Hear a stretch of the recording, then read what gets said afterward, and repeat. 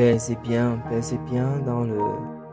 Nous sommes toujours dans la paix et bien parce que nous ne pouvons pas vivre sans la paix du Christ. Nous ne pouvons pas vivre sans la paix de Dieu parce que le monde ne nous accorde pas cette paix. La paix du monde est périssable. La paix du monde est limitée. Par contre, la paix de Dieu est éternelle parce que celui qui donne cette paix est éternel. La paix vient de quelque chose ou de quelqu'un. Alors, si quelqu'un me donne la paix et que cette personne est éternelle, ce qui veut dire que la personne produira cette paix de manière éternelle. Mais si la paix vient d'une personne qui est limitée, qui n'est pas éternelle, qui est corruptible, alors veut dire que la paix qu'elle donnera, cette paix, je l'aurai seulement pour un temps. Alors, entre la paix éternelle de Dieu et la paix du monde qui est limitée, qu'est-ce que je dois choisir? Quel est mon choix? En fait, c'est cette question de choix que nous sommes appelés à avoir. Aujourd'hui, le choix. Le choix de Élie, du prophète Élie. Le choix du prophète Élie. Élie, dans 1 Roi 18, verset 20 à 38, il a choisi d'honorer le vrai Dieu. C'est pour cela qu'il dit, quand il voulait offrir le sacrifice, après avoir compliqué la situation, non pas pour la compliquer pour compliquer, mais il a compliqué parce que Dieu lui avait donné les instructions. C'est pour cela qu'il a même dit, j'ai accompli toutes ces choses sur ton ordre. Alors, Élie a ouvert le ciel sur l'autel qui comportait le jeune taureau tué, avec toute cette quantité d'eau sur la viande, sur le bois, sur l'autel. Le feu a pris quand même. Le feu non seulement a consumé la victime, le bois, les pierres et la poussière. Quel est ce Dieu qui soit capable de produire un tel feu, capable de consumer le feu, la victime, le bois, les pierres et même la poussière? Alors, quel est ce Dieu, si ce n'est le Dieu vrai, le Dieu éternel, le Dieu puissant, le Dieu capable de nous relever, le Dieu capable de nous libérer, le Dieu capable qui nous demande seulement une chose: faites ce que je vous demande de faire. Alors, c'est un peu comme Dieu nous donne une clé, non, nous donne des clés. Comme il a dit, Jésus l'a dit, je vais chez mon Père vous préparer une place. Dans la maison de mon Père, il y a plusieurs maisons. Il y en a tellement de demeures. Il y a assez de demeures dans la maison de mon Père. Dieu nous donne plusieurs clés qui nous serviraient à ouvrir des portes précises.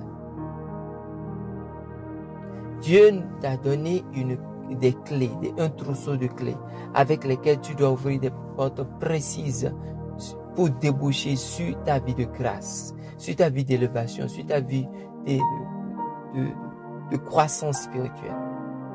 Alors ce trousseau de clés, qu'en fais-tu? Est-ce que tu utilises la bonne clé pour ouvrir la bonne porte? Ou est-ce que tu essaies dans ta frénésie d'utiliser n'importe quelle clé pour ouvrir n'importe quelle porte? Alors ne sois pas surpris, ne sois pas surprise que la porte ne s'ouvre pas parce que tu ne prends pas le temps. Tu ne te poses pas, tu ne te calmes pas pour utiliser la bonne clé pour ouvrir la bonne porte. Alors mon frère, ma soeur, sur l'ordre du Seigneur, Élie a obéi. Il a fait exactement ce que le Seigneur lui demande. Est-ce que toi et moi nous faisons exactement ce que le Seigneur nous demande? Peut-être qu'aujourd'hui le Seigneur t'a réveillé. Il t'a dit de prier pour celui qui t'a fait du mal hier. Il t'a demandé peut-être de prier pour ta voisine ou bien ton voisin qui ne t'aime pas, qui ne fait que t'insulter. Est-ce que tu l'as fait? Peut-être qu'il t'a dit de prier pour une personne qui t'a fait tellement de tort que vraiment tu as envie de le tuer quand tu le vois en griffe. Tu as envie de sauter sur cette personne. Peut-être qu'il t'a demandé, il t'a mis au cœur de faire de l'aumône au nom de telle ou telle personne, de faire de la charité, parce que la charité couvre une multitude de péchés. La charité ouvre les portes du ciel. Ce n'est pas seulement les prières, ce n'est pas seulement la litanie, ce n'est pas seulement les neuvaines qui ouvrent les portes du ciel. La charité, faire le monde. Alors, quelles sont les intentions qui suivent ton aumône? Et quand tu veux faire l'aumône, n'oublions pas, comme la veuve qui a tout donné dans le tronc. Est-ce que tu mets le superflu? Et encore là, est-ce que c'est les pièces, les billets déchirés que tu donnes au Seigneur et toi-même tu gardes les bons billets, les billets flambant neufs et tu donnes ceux froissés au Seigneur?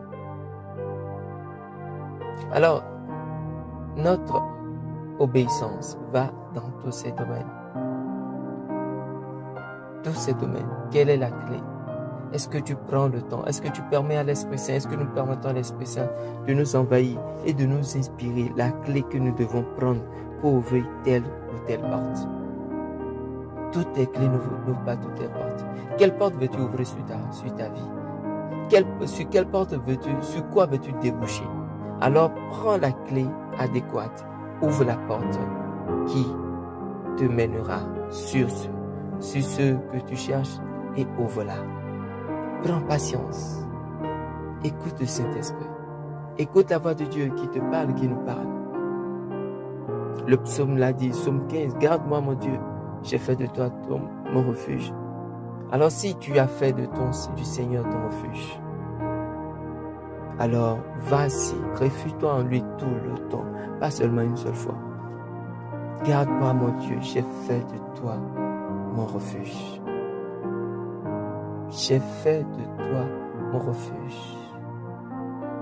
J'ai fait de toi mon refuge. Mon frère, ma soeur, ta méditation aujourd'hui peut être seulement à répéter ces paroles. Tu peux lire le psaume et la parole qui te touche, tu la répètes.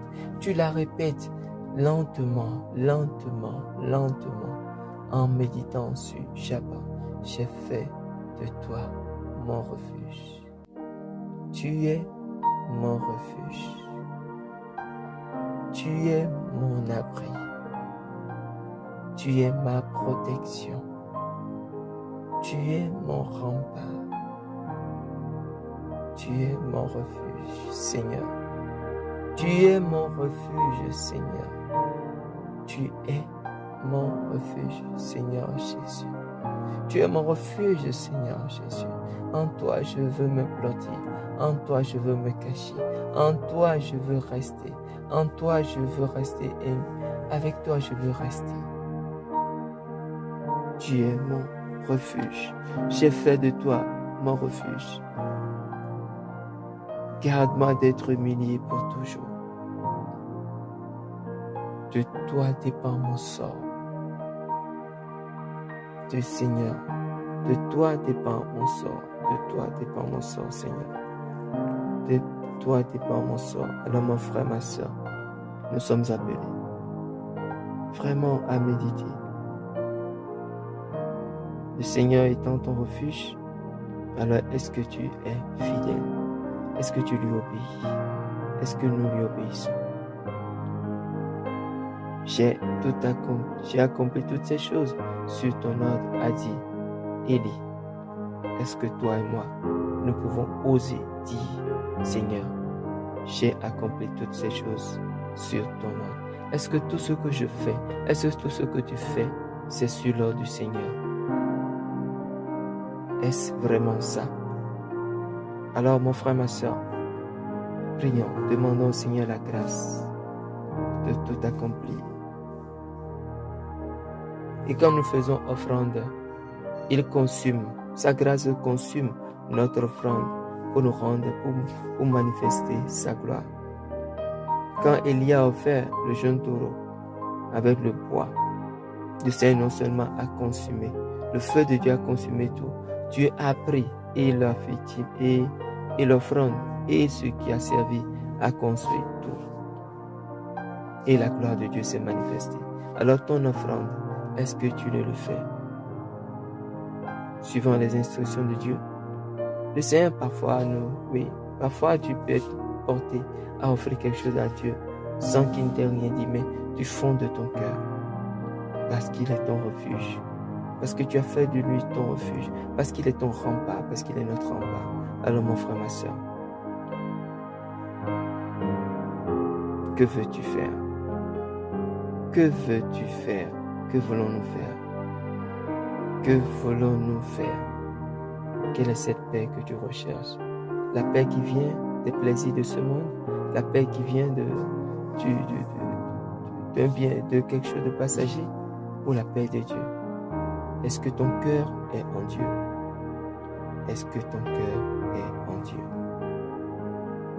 Que la paix de Dieu t'habite, que la paix de Dieu soit avec toi, que la paix de Dieu t'ouvre les portes. Alors médite en ce jour, nous pouvons méditer sur ce qui nous empêche parfois de faire toutes les choses que le Seigneur nous demande. Quelle est peut-être cette habitude, peut-être ce comportement qui t'empêche de faire ce que Dieu te demande?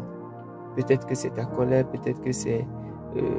voilà, chacun de nous se connaît plus ou moins. Alors méditons sur cela. Méditons sur ce qui nous empêche de faire le bon vouloir de Dieu.